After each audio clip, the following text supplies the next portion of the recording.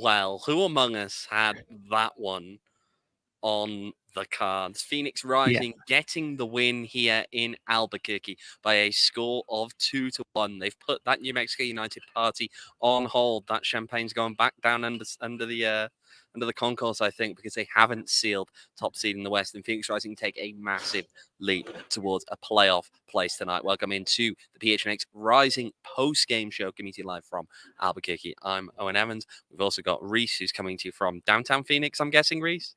Yep, in the dorms here, so oh wow, bit loud. Yeah, there we go. Partying it up. He's partying it up there, just like Phoenix Rising partied it up a little bit on the field tonight with a big win tonight. Shout out to everybody in the chat. Albert there with "Don't give me hope."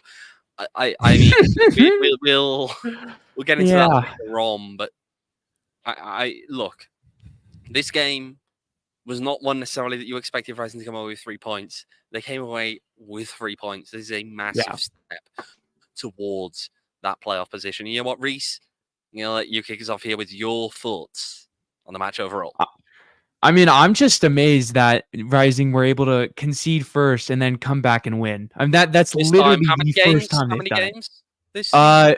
14 this season, and then technically the final last season. So the first time since Sacramento where they properly won the match, the Sacramento Western Conference final.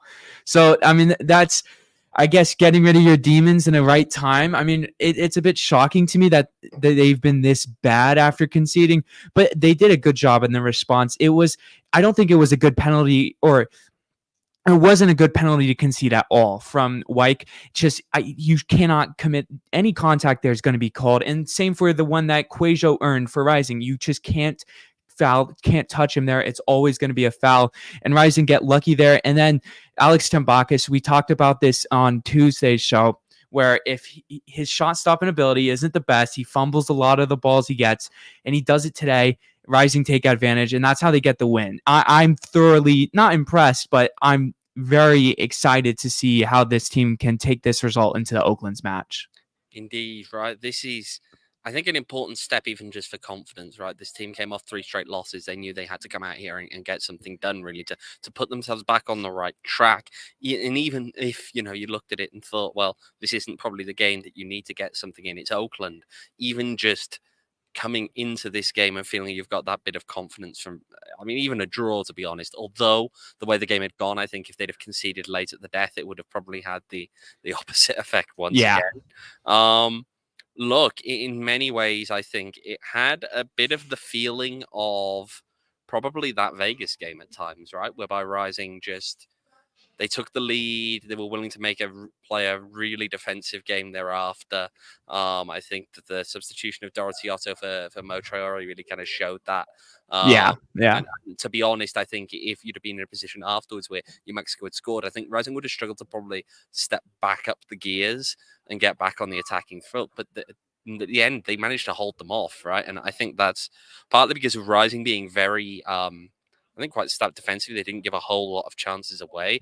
I also think New Mexico were quite wasteful at times of possession in the final third. But one of the big things for me still was that Rising were dominant in the air in their own penalty area, which really limited some of the options that New Mexico had to find looks. Yeah, I mean, you just talked about how Rising were dominant in the air. One big piece of that was Potmar Boy. He won 4 of his 4 aerial duels, and that's something we've seen all season from him, and he was huge today. He completely, every single time, he makes his presence felt when New Mexico tried to play any crosses into the box, and that's where I'm a little bit excited for this Rising team, is that their defense has been so good, and they shut down New Mexico, who isn't they're not one of the best attacking teams in the USL, but they have the quality there. Akele was very good today for New Mexico. He caused a lot of trouble, but today's defensive performance from Rising is huge. It was, right? And that's the thing. You come out of here with a clean sheet. You're feeling good about yourself in that regard. Definitely. You look at, some of the other things that went into this one. Obviously, the first half, I think, was one of those games whereby both sides were a little bit, I think, tentative at times. Didn't really create a whole lot. I think New Mexico probably edged it. But at the same time, and I said this to New Mexico's club president over here as we were chatting in the second half, that if they'd have gone in at 0-0 at half time, I think it probably would have been a reflection on the half that we'd witnessed. Yeah. It was 2 penalties that, again, as you said, Rees, didn't have to really be given away, but they were both penalties. But besides these penalties, the teams didn't really create a whole lot of anything of note. Now, it's when you're coming on the road against the top team, obviously that would broadly imply that Phoenix Rising are the ones who got the better in those early exchanges in a lot of ways, because Rising came in here, a draw was going to be big for them. For New Mexico, on the other hand, they wanted to ultimately play off the emotion of, contrasting this with what happened in 2019, right? In terms of, that came up before the game, right? It was something that Ron Patel said over the PA system here in the stadium before kickoff about how, this was a good chance for them to kind of flip the script on what happened in 2019 when Phoenix Rising came in, sealed at the time, the regular season title. It didn't actually have a name at that time, now called the Players' Shield. Most people just refer to it as like a dinner plate, to be honest, because that's kind of what it looks like. But as a classic USL trophy. But they came in and did that and celebrated here, and they were kind of looking for almost the redemption from that moment, right? The cleansing of that by having something to celebrate of their own, and especially if they could do it against Phoenix Rising, just the parallels in there. That's what they were looking for. They didn't manage to make it happen, and I just felt like I was watching a team that from New Mexico. I wasn't quite sure if they were a team that was either to the playoffs, because they're almost all there anyway. Well, they're there.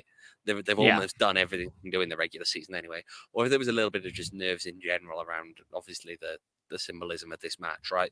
But they didn't look good.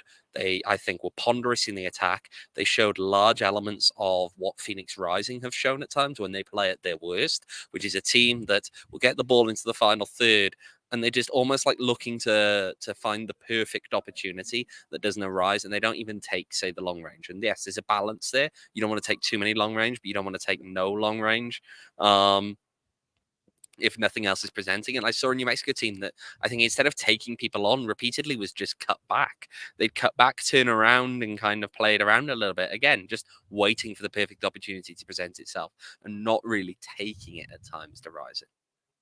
Yeah, I have to agree. I also think New Mexico's defense and midfield was very weird for me throughout those opening 30, 40 minutes. I thought I couldn't tell if it was the camera angle or just how New Mexico were playing. The camera was very high up, but they offered a lot of space for Rising when Rising were trying to build out of the back.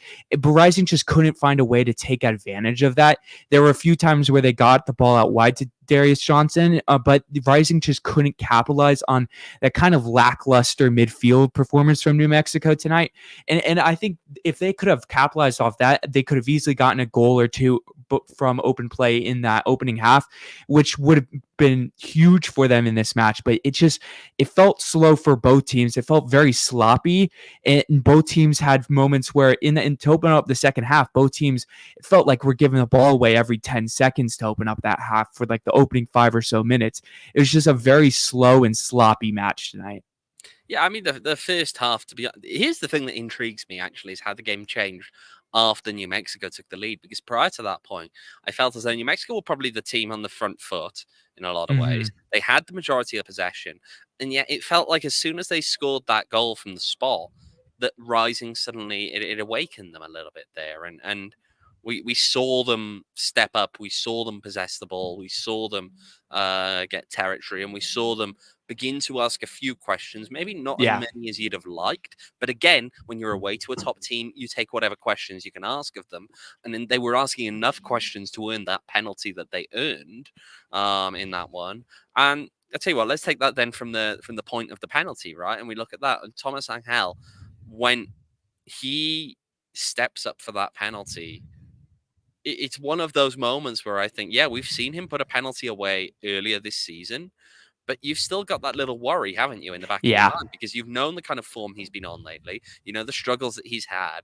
And the thing about it is that for a striker, confidence can be everything. And especially in a moment like taking a penalty, stepping up in that kind of position, that's huge. I mean, he puts it away very, very well in the end, sends the keeper the wrong way. But wow, I mean, he did what was asked of him. And yes, he's still waiting on that first open play goal from him. But I think there was probably some fear that could have gone very differently to the way that it did. And credit to him that it didn't go that way. Yeah, because if he misses that penalty, you are in a very, very bad position. Probably one that can only be described with words I can't say. I mean, there are words you should not be saying on this podcast. Please. Yeah, I mean that's the substitute. That's how I'll say it. Okay, but he gets the goal. There were a few moments where in that second half where he had promising chances. I don't think it was his best performance in a rising shirt, but the penalty goal is really all you can take. Good does good to put it away, but you still just need that open play goal. I mean, it's 11 appearances now for him and 2 penalties only, nothing from open play. That you just can't have that from your number 9. That is true. And then you move into the second half. Obviously, it felt like just one of those games where I think until the ball hits the back of the net, you don't really know who's honestly going to in that moment come away with a win. And quite frankly, even through to the very end of it, right? You're watching this game and you just feel as though even when New Mexico didn't threaten, they had 1 or 2 chances later in the game where I felt probably maybe, I mean, there was one in particular where it comes to the far post and the opportunity's there and he puts it wide. And I turned to the reporter next to me, who was from the Albuquerque Journal, and said, that's the one that they're going to want back. That's going to be the one at the end of the game that you look back on and say, that was it. That was the moment when, if you'd have just turned it in, if you'd have just found a way to put that one in the back of the net, maybe, especially with the defensive subs that Rising had made, they'd be able to hang on there. But at the same time, Rising obviously did get the goal. You brought it up there, and I think this is one where Rising had players in dangerous positions. They put pressure on. They took advantage of mistakes, which we've seen the team fail to do at various times this season. But they did it well today in terms of taking advantage of the mistake on 2 fronts. Number one, they took advantage of the mistake from Tambakis to spill the ball. Quite frankly, in that position, he probably should have held that ball. And number 2, they took advantage of the really poor clearance that followed it up. The ball smacked back in. It's one of those ones where you kind of look at it and think, he's not what he was probably trying to do with it. But Charlie Dennis is on the end of it in the end and manages to tuck that one away. Yeah, I mean, all that matters is that it hit the back of the net. But exactly. I mean, who cares? It hit the back of the net, it was fine. The second it adds 1 to the scoreline, no one cares. But we already talked about how Tambakis struggles to kind of hold on to the ball at times. And that's what happened there. And then the clearance there is just poor. But I mean, the start of it was it was Rito that played the ball in to kind of start that chaotic moment. But Rising, you talked about, they continue to put the pressure on from the start where New Mexico were putting the pressure on. They did a good job of flipping the script there. And that should be the theme to me for that Oakland game coming up on Saturday, is putting the pressure on Oakland away from home. It's going to be difficult with the lineup that you're going to have to put out now that you're down with it going to be without Azekar. But I think Rising has shown that they can push forward. They just need to continue to push to end this season. Indeed. Well, let's take a quick look now at some of the stats from tonight's game. These numbers brought to you by Desert Financial Credit Union, named Arizona's #1 credit union by Forbes. Phoenix Rising do come out on top in the XG battle, 1.49. See Mexico's 1.34. And while New Mexico do end up possessing the ball more, as was kind of expected, it was backs to the wall in a lot of ways there for Phoenix Rising. They end up with not a million miles off of the number of shots that New Mexico had either there, in terms of 10 to 12, 3 on target, 4 on target. Again, it wasn't necessarily the most exciting game in front of goal in a lot of ways as you look at that. But at the end of the day, when you're coming in as an underdog, sometimes that's just the way you have to play in these games. Yeah, I mean the XG numbers reflect how kind of unexciting it was through for both teams attacking. I mean, both teams barely around 1.4, and both penalties take up 0.78 of that. So just very few clear-cut chances for both sides in this match. But I mean, Rising, they did good defensively. They did a good job shutting down New Mexico. And as you said, when you're the underdog, that's what you want to do for 90 minutes. Rising did a good job today with that. All right, we have given now our views on the game in a lot of ways. Let's hear the overall thoughts coming out of Phoenix Rising interim head coach, that is, Diego Gomez. Oh, very happy for the win. We wanted to show character today. We wanted to show that the team still believes and that we are gonna work hard and that we have the quality also to come here and take the game. And I think especially after the 1-0, we know that we were struggling in the season when we conceded the first goal, and today in the field of the first one to come back, I think it was very important for the team. I think everybody did a good job from the guys. They show character, they fight till the end. I'm very happy with the win. Now we need to keep going. It's a quick turnaround to Saturday. Work is not done. We need to keep doing it. We need to keep working, and we have a very important game on Saturday. I will say, look, we've spoken before about whether Diego's gotten the tactics right, gotten them wrong. Tonight, I think that when you look at just the nature of the players that he had available, the players he had at his disposal going into this game, I think it's undoubted. It's just, beyond that he did get the defensive setup right in this game. That they held quite well. Again, they limited New Mexico to very few chances, I think, that were very serious chances. And it all just came together quite well. Yeah, I mean, I think a big piece of that is Quajo's return to the starting lineup. Rising have really missed him over the last couple of games, but his role was not as attacking focused today as it has been in times like that Tulsa game a few weeks back. It was much more just kind of stay in the midfield, which allowed Rising to have a huge presence there, and that was something that I really liked, and I think John Morrissey tweeted that out too. That was a change I wasn't really expecting to see. I thought he would be more attacking focused, so Rising would be more on the front foot. But that was a change that held Rising's midfield intact. And to be honest, with how the midfield has looked at times this season, especially with how Charlie Dennis looked in that Vegas game, it was a good change in my opinion. Right. By the way, shout out Eric in the chat that don't forget to hit the like button. Yes. Don't forget to hit the like button, and shout out everyone else in the chat as well, enjoying tonight's win over New Mexico United.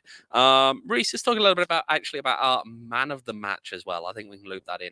We're giving this our man of the match. We haven't given one for a little while because it's been a pretty dismal stretch for Phoenix Rising, but we are giving out the man of the match tonight, and it's going to none other than the man who's wearing the armband tonight is Renzo Zambrano. That presence he had in the midfield, 100% passing accuracy, 3 of 3 tackles won. Some other notable stats in as well that we could pull up as well, and just winning more duels than he lost. Various things like that. A few interceptions in there as well.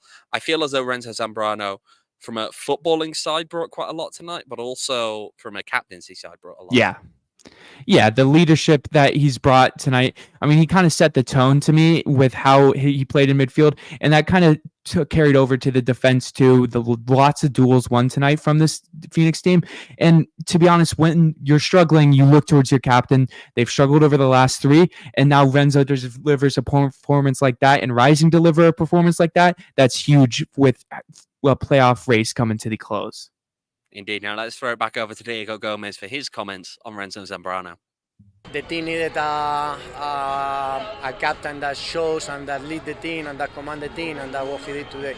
Show with the example. So I'm very happy with his game and with the character that he put. He helped us move forward. He's really, I think, stepped up at times in this season when obviously John Stenberg is the club captain. But we've seen, I think, in moments, especially in pressure moments, Renzo Zambrano has brought quality to this team. We saw it in the final last year. We saw it tonight, and we've seen it in other games as well. Look, we've had our criticisms at times of his play, particularly But even then, I think it's when it's more how the team lines up and the way that they play off each other more than necessarily about him specifically. But I think that look, he really put a good showing out there tonight. Yeah, I mean, I think it's helped by the fact that he's playing in a midfield with Julio, with Quajo, with Charlie Dennis in there, because I think that is your strongest midfield that you can deploy, and that's when I'd like to see more for this final stretch. But Renzo did make his presence felt, and that's something that it was perfect for Rising tonight. They've struggled so much, and that's just how they got the 3 points. Indeed, it is. We'll also have a little bit here. I'll tell you what, we'll take another video, one last video for today. We'll have a quick listen from the winning goal scorer on the night, Mr. Charlie Dennis. Yeah, it's a great feeling. Obviously, anytime you get the goal, and then more importantly, 3 points, because we needed that coming off three straight defeats. Sort of killed our momentum because we were doing so well, playing good football against San Antonio. But yeah, to pick ourselves up, come here, top of the league, tough place to get 3 points, especially going 1 goal down. Buzzing. Hope the fans back home enjoyed that as much as we did. Don't know how long added time he needs to check his watch at ref, because that was not 7 minutes. Oh, man. He's right, it wasn't 7 minutes, it was about 11. But to be fair, there was an injury, there have been injuries, there was the red card, there was a lot of things that happened in that stoppage time. Speaking of the red card, we should we'll bring that, you know what? We'll bring that up on the other side of the break, I think. But first, we've got to talk to you about our friends at Branded Bills. You know, Phoenix Rising didn't let you down tonight, and Branded Bills won't let you down either. Go ahead, use that promo code you see at the bottom of the screen. You save 20% with the promo code PHNX. They've got all kinds of hats. They've got the campus collection, the ASU. We're not going to mention the other school from down south, but they do have them as well. Yeah, I know. We don't have Damon producing us today, so that's okay. And they have a lot of kinds of stuff as well. All kinds of hats, beanies, you name it. They probably have. They can make them custom. They're a local company from Mesa, so you're supporting an Arizona company as well as you do this. You can go check them out online, brandedbills.com. And remember, that first purchase, you make it with that promo code PHNX. It's not a hard one to remember that. You know, it's kind of the name of our network here. And you save 20% on that first purchase. Also give a shout out to our friends at Circle K. Circle K, if you aren't already a member of the Inner Circle program, go sign up now. You get savings. You get savings on the Polar Pops right now. They're still doing pretty good value on those, and you know they always do. But right now the 79 cents still there, and it's very, very hot still. Even if it is cooling down a little bit, you need to cool off. Go get yourself a Polar Pop. You also save money, by the way, on gas if you sign up for the Inner Circle program. If you haven't already done so, you're going to save 25 cents per gallon on those first 5 fill-ups, and you save 3 cents per gallon thereafter. And if you do end up going up a tier in there, you also save even more money on that. They got other deals on snacks, loads of great stuff. If you haven't already signed up for the Inner Circle program, go ahead, download the Circle K app today. It is completely free to sign up for the Inner Circle program. And remember, of course, that terms and conditions do apply at participating locations. And go check out circlek.com for full details. Okay, Rees. So we'll talk a little bit now, I think, about just the availability and that kind of side of things. Obviously, going into this game, we did know, obviously, Rémi Cabral, he's away on personal reasons. Obviously, we know what has happened recently and the tribute the team did to his father in the last game. Just from the conversation after the game, no clear indication given as to whether Rémi Cabral will be returning for the weekend or not. However, here's what I'll say on that front. We do know that Dariusz Formella is expected to be back for the weekend. According to Rising interim head coach Diego Gomez, it was just kind of some flu-like symptoms he suffered recently, and that's one of those things that he thinks he'll be over it by the weekend. He will be available, ready to go for Oakland. That's a huge part, I think, just to add. We've also seen Dariusz Formella score in those games between Phoenix and Oakland in the past, whether on the right side or the wrong side. We've seen it happen. So he could be an important part of that match up in Hayward. Besides that, of course, we know that Juan Carlos Azacar will be suspended going into this match, of course, because he picked up a second yellow card tonight in pretty quick succession. I just kind of chucked my lens cap, apparently. But yeah, it's. What are your thoughts on the two yellows on the red there, Rees? What are your thoughts? I mean, it is definitely deserved. He got a bit of an Arsenal yellow card there to start with the delaying the restart. I didn't know that was called for non-Arsenal players, but the more you know. But I don't know. Azacar is going to be a big loss for the weekend because of your unavailability of Margaritha, Barker John, and Dariusz Johnson as well. But he's not the first choice player by any means, so he's not going to be an impact of loss on the pitch. But I don't know. It's going to be interesting to see who depth loss, isn't it? That's the thing. Yeah, depth loss. It's more the fact that you're in a point whereby if you're missing multiple players, say, we don't know entirely. You hope that Formella's back for the weekend, but maybe he's still not feeling in great shape. And especially given this appeared to be, from how it was described, a pretty late onset illness. Maybe it does kind of stick around. It wasn't today, but it wasn't like this was days and days ago that he fell ill, according to what I was told tonight. So you don't have certain other players. You're right. Jearl not here. Johnson not here. You don't have Damian Barker John available to you. There's a lot of guys who are going to be missing. And yeah, if you end up in a position whereby, especially on a short week, you kind of want the extra minutes under different people's legs to be able to spread that around. Rising only named 6 to the bench tonight. Even if Dariusz Formella comes back on Saturday, presuming no other changes to availability, you've actually got less than 6 because you don't have Dariusz Johnson presumably on the weekend as well. So you could be down to 5 on the bench at that point. Coming at the end of a week whereby you have played in midweek and Oakland have not, that could play into this one. Now, I understand, and look, here's the thing. I'm not going to go after players who take late red cards in moments that they feel like they're saving individual games, rightly or wrongly. Now, especially in one like this, given it paid off, you can't criticize him given that it paid off.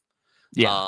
However, it does put them in a little bit more of a pickle on the weekend, just in terms of bodies, in terms of managing minutes, in terms of making sure they're not over-exhausting certain players. We will have to see how that goes.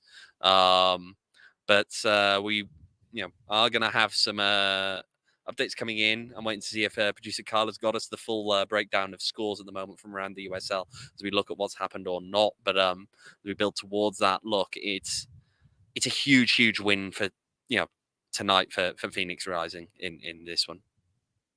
I mean, it's 4 points clear of San Antonio in 9th place. That is a huge margin for both San Antonio, Monterey Bay, and game Tulsa. Still ongoing at the moment. True. That is Monterey Bay, who have also scored in stoppage time. So this is a fun. nice and chaotic match day. Would it ever be any less in USL Championship? Nothing is nice and straightforward in this beautiful league that we cover. Never. Nothing is ever nice and straightforward. But it's. We said, I think, and this is what we were talking about yesterday, right? Just in terms of where were the points going to come from, and where were the Phoenix Rising going to get the opportunity to pick up 3 points, maybe pick up more.